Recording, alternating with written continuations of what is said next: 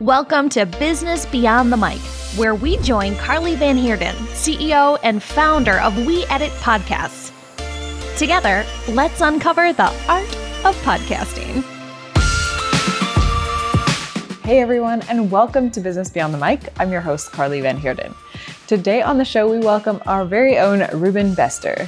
Reuben is the productions manager here at We Edit Podcasts, and he also heads up all of our client relations as well as handling all of our podcast launches. So Reuben actually started with us back in 2016 as an audio editor, so he's really been in the trenches of podcast production for many years. Now today I've invited him here with me behind the mic so we can talk all about the podcast launch process. And during our conversation, we get into exactly why all the fuss behind the launch process. And we also talk about the packages that we offer our clients, as well as who they are best suited for. We then dive into everything from our best practices for recording your first episode, all of the non-negotiables for launch day, and also some of our post-launch tips for keeping the momentum going. Now, without further ado, let's get launched. Reuben, welcome to Business Beyond the Mic. It's so great to have you on the show today. Perfect, Carli. Thank you so much for having me. Yeah, absolutely. So why don't you just start us off by telling us a bit more about yourself? Yeah, sure thing. I actually joined the company back in 2016. So this November will be my 8-year anniversary. What I do here is client relations, launch packages. I must say the most enjoyable part of what I do. I really enjoy talking to our clients. But back in the day, I was actually an audio editor, which does help. I know the ins and outs of the technical side of things, and that helps with managing our audio and video teams. Nice. And that's exactly why I invited Reuben behind the mic today with me, so we can talk exactly about the launch process. So, Reuben, why all the fuss around this elusive launching of your podcast? I think it's because it's such a pivotal part of the whole thing. It's the genesis of starting your show, especially if you're a first-time podcaster. It's also very technical. A lot of people aren't as savvy as you might think and kind of trying to figure out how am I going to get on all the directories? What do I need to do? Editing audio. There's so much that goes into it. Although we do simplify it a lot, I can understand that it might be a bit daunting. Yeah, and exactly. Now, knowing this daunting thing that is behind the launch process, that's why a long time ago, we decided to offer launch packages for our clients to do a little bit of that hand-holding, to make it a bit easier so that it's not this like mountain that you have to climb. Now, who are these packages best suited for? Well, I'll answer that by giving you a quick overview of the 3 different packages we have. So it's basic, premium, and our custom launch packages. Basic gets you on all the platforms. That's making sure everything is set when it comes to artwork specifications. The first audio is ready and uploaded, and just making sure that your account on whatever hosting platform you're using is all set up. Yeah. So whoever just doesn't want to deal with that usually goes with that. Our premium and custom launch packages covers more the hand-holding side of things. That's when you have that first-time podcaster that really is like, I have no idea what's going on here. Could we just get on a call and discuss this? So usually it's one of those 2 things, but it does cater to a wide variety of either new or just people that have busy lives and want to save some time. So now for those who are but curious and need more of that hand-holding, what does this custom launch package include? It really is 0 to 100, like I said. The first call, one of 4 that we do over the course of 4 weeks, is that introductory call. Yeah. That is really where we go into what is the vision for the show? What is the idea? Is it going to turn into a business that gets monetized? Is it just a passion project?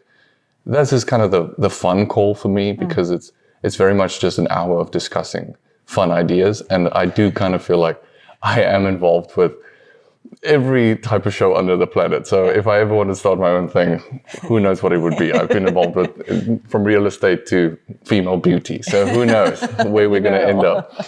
The second call usually covers the more technical side of things. This goes all the way from recording equipment, actually, getting your microphone set up, your interface, software for remote recordings, just getting ready for that whole thing as well. And then we actually record. this is now time for the first episode, which is always a big thing for a first-time podcaster. It's always very exciting to discuss it as well. And afterwards, we go through the recording. Myself, usually some of our editors have a listen to it just to make sure everything is good from a quality perspective. Yeah. And we also just run through tips if we have any feedback in terms of too many too many pauses, awkward silences, just feedback in general, because it is a learning process. And then finally, we do prepare for launch day.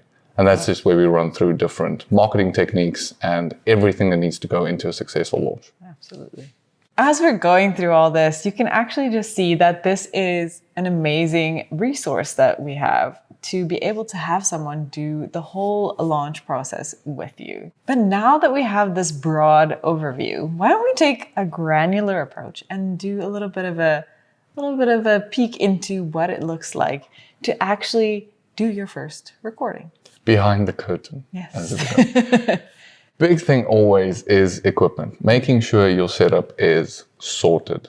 Because it's the worst thing in the world. Usually, the feedback we get, and clients are always dismayed when they come back and say, listen, I had a great guest. I could never find time with this person. You have a one-time shot when it comes to some of these guests, especially if it's higher profile, which is obviously a massive plus. But then you need to make sure that you are ready. The quality is going to be good afterwards. It's usable. The worst thing in the world is have a great hour-long discussion, and afterwards your editing company tells you this is not usable. So that's absolutely terrible. Yeah. We want to avoid that as far as we can. Yeah. Another thing is the benefits for post-production. Obviously, having an editor yourself or having a post-production team is a great asset. Saves you time. You make sure it's done properly. But they can only do so much based on what you give them. Absolutely, because if there is a buzz, if you accidentally selected the wrong microphone, it happens to the best of us, and it's fine, but you don't want to come to the end of your recording and realize, oh my gosh, this whole thing is to be scrapped, and then it's about like getting your guest on again, doing the whole thing over. So it's better to do all of that testing the first time around, making sure that your audio is the best that it can be for your listeners. Exactly. Begin with the end in mind. It's always a good rule. Absolutely. Now that we see what is important for that first recording, what are some out-of-the-box tips that you have for actually getting great recording quality? Well, as we discussed equipment side of things, that needs to be taken care of. Good microphone. We have different budget tiers. Buzzsprout, a hosting platform, has a wonderful article actually that we always reference to about the different budgets and what you can get microphone and setup wise. It's very important to do your research because you don't want to break the bank if that's not your goal and you don't want the tip-top best that there is.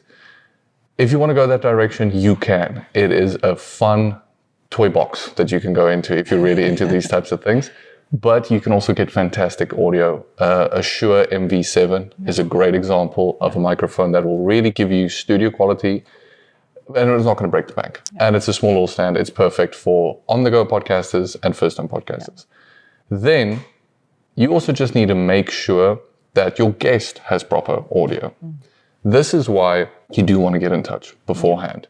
But even Apple headphones, plug-in headphones. AirPods are sometimes not the best, although they're good, but that's something you want to take care of as well. Yeah.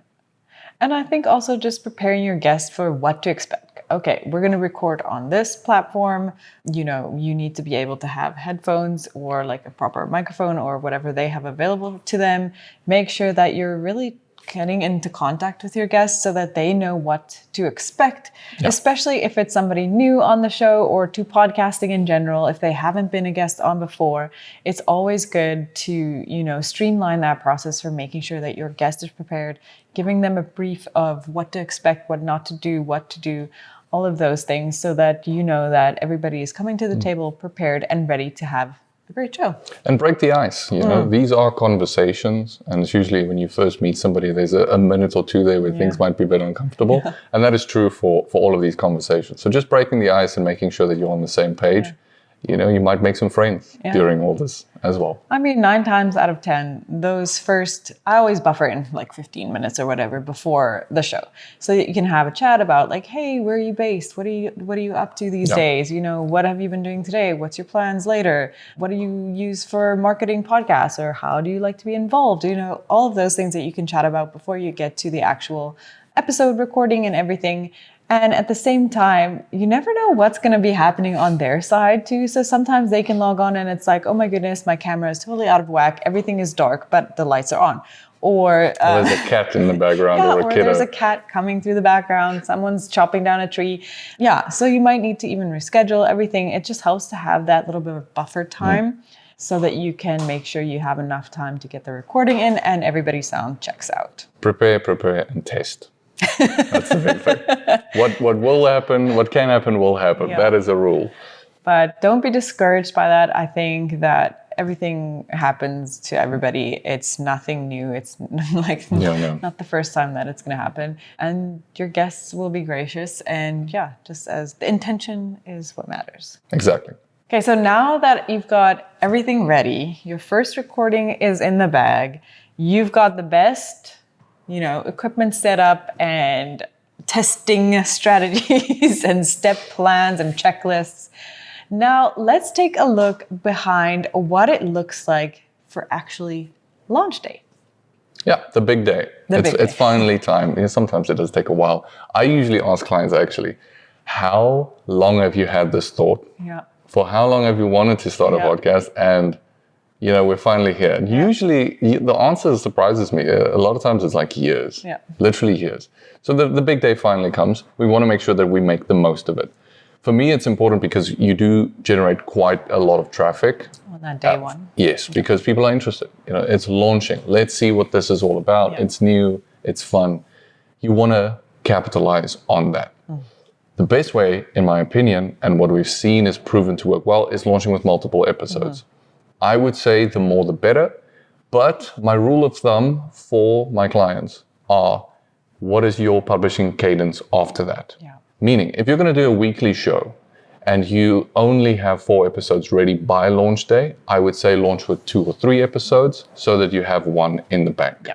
If you're going to do daily, you make that number a lot higher. But if you're doing once a month or a bi-weekly show, I would get 3 episodes ready and launch at least with 2. Yeah. 2 is the minimum because you're getting people to the platforms. Yeah. They are there. They are listening. If they love your first episode, you don't want them to be waiting a whole week before the second one is ready for them. So you get 2 listens for the price of 1. And we know exposure, the longer somebody listens to what you do and your things, that they are more likely to subscribe. Yeah. And then they're long-term permanent follower. Future listeners. Exactly. And again, know yourself. As a podcaster, are you better at, having multiple episodes in the bank? Are you better at batching episodes? What is your, like you said, your cadence? What's your capacity for getting episodes ready in advance and scheduling it out? And how far ahead will make you less anxious or more relaxed? And keeping with the schedule so that your production team isn't asking you, where are your files? When's the next episode coming? We're getting ready to publish tomorrow's episode. Yeah. When will it be ready? Common thing. Then I'd also touch on the marketing side of things. Right. We are in the age of social media. Everybody is aware. Instagram, Twitter, TikTok. It's all taken. Well, not Twitter anymore. It's actually X. Still can't get around that. But we need to use these different channels. And Instagram, in my opinion, works really well if you have a visual component. Videos, shorts, reels, etc. If you don't have that side, you're only doing audio, that's also fine. You should be using these different channels. Yeah. One of the reasons you should definitely be on them, besides just building your own platform, is because you can leverage other people's audiences. Right. So on launch day, you need everybody, at least every single guest that you've had on, whose episodes are launching that day, you need them to reshare. Yeah. Whatever channels they have available. If you can get a guest with 50, 100, 150,000 followers, and they all flood to Apple Podcasts or Spotify on launch day, that's a great kick start to your show. Yeah. One small little tidbit I will add to that is using links in Instagram stories. The reason I love this is because good old marketing funnel knowledge, that's stood the test of time. The least amount of clicks, the better.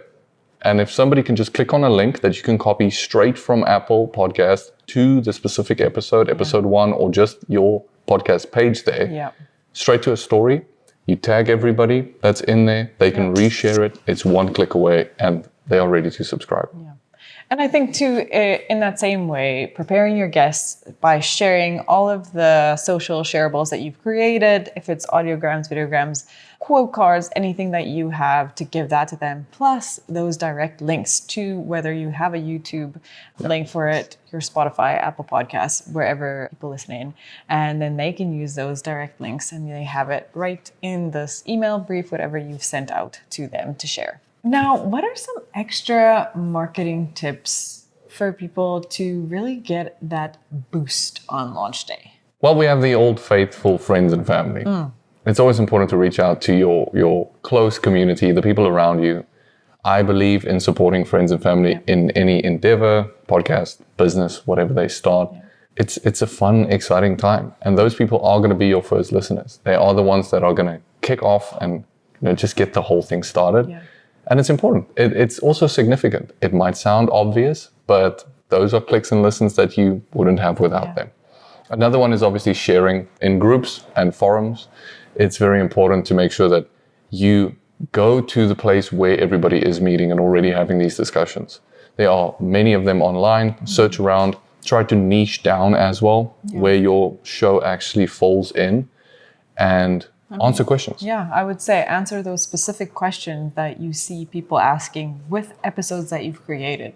So that it's that straight click through, here's an answer, setting yourself up as the expert in your field, and also finding ways to just engage with the communities that you've already created or been a part of for maybe many years, and now finally you have a podcast to share with people. Yeah, so they can share it too. Yeah, and lastly, as we discussed earlier, we have these platforms that exist. You have their hosting platforms, you have social platforms. You can use paid advertising there as well to give you a significant leap forward. It's also very cost effective. A couple thousand views will cost you $50.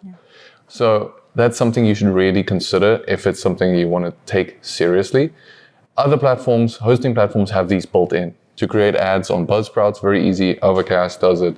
Many different platforms do allow you to do it on the platform. You could create an ad, you can have it professionally recorded if you want, and it can be an insert on someone else's show.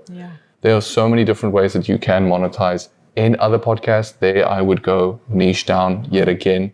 Make sure it's a similar audience. That's a quick tip for everybody. And then, of course, you can go on your social platforms. Go to Instagram, create a post, a reel about a recent show, and just boost it. Very easy, super quick. And I mean, this is all built into the plan, into your strategy for launch. So it's not that you're going out there to spend tons of money on things that don't work. It's all strategic and built in with your launch to give you that extra boost that you need right off the bat. Yeah, that's why we're there. Yeah.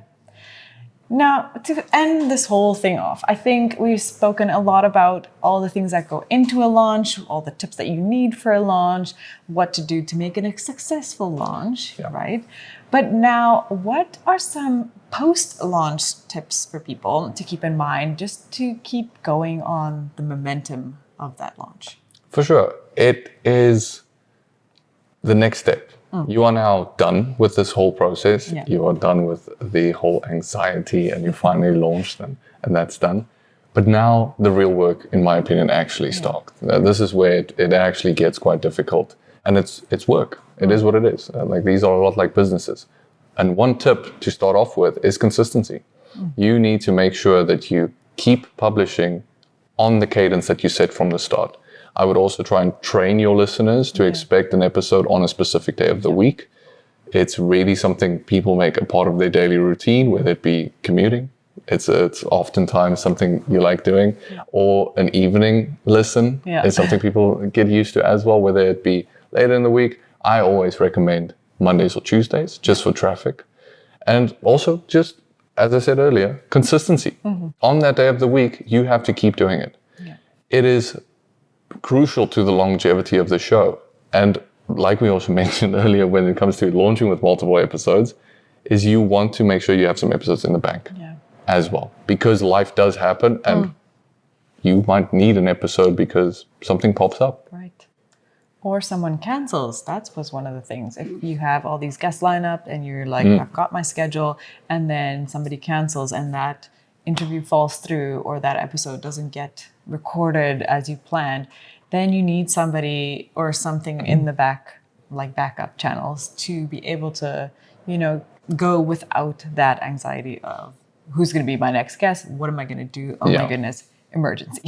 And you don't want to break a streak as well. If you've done 10 weeks in a row, it'd be a shame, in my opinion, to miss an episode. And then lastly, the one thing I'll note is if you get engagement, this is what you are doing this for. You're doing this to build an audience, to reach out, to get a community of people around what you want to talk about, what you want to put out there, what you want to teach. When you get engagement in the forms of comments, shares, etc., reach out and return the favor. Talk to your people, because that first comment that you get on episode 1, 2, 3, 4, 5, whichever one it is going to lead to the next one. And however insignificant it might seem, it's always important to know that this is a snowball process. So engage with everybody. No, I couldn't agree more. And I think just to show them that you appreciate them sharing and it means a lot to you, and don't be afraid to even say that on a show, right? If you're speaking in your podcast, putting a little blurb in there to say, really appreciate everybody who listens. This takes a lot of work, because it's true. It is part of what you do. It takes work, and you can ask, share, please, like, subscribe, and it means a lot to everybody who has a podcast if that is, what people are doing for you. So exactly, incredible. Well, Reuben, thank you so much for coming on and sharing all of your knowledge with everybody. And I am sure you are available for all the questions. So hit him up on Instagram, anywhere. Insert handle. Reuben at Weird Podcast. You can get him there too. And, I've just been so enjoying this conversation, and I think everybody will take so much from it. So thank you so much. Oh, it's my absolute pleasure. It's been a great time. And thanks everybody for tuning in, and we will see you next time.